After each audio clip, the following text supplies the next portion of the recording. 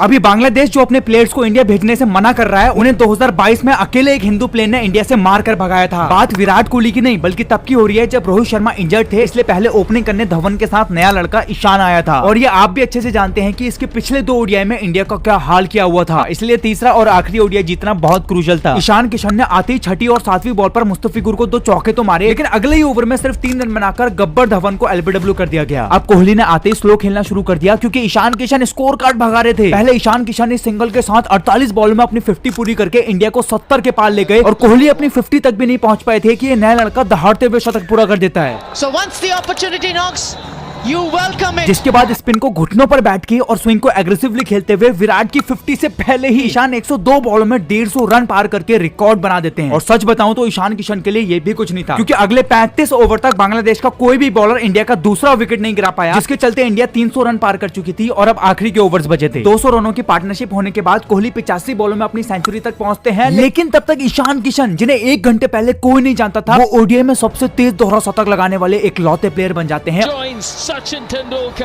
और बांग्लादेश को 409 का पहाड़ मिला। और इनकी पूरी टीम मिलाकर अकेले ईशान किशन के रन्स के आसपास तक नहीं आ पाई और इंडिया 227 के एक तरफा फासले से इस मैच को तो जीत जाता है। लेकिन पिछले 2 बुरे मैचेस की वजह से इंडिया ये सीरीज तो नहीं जीत पाई, लेकिन ये तीसरा और आखिरी मैच बांग्लादेश को हमेशा याद रहेगा।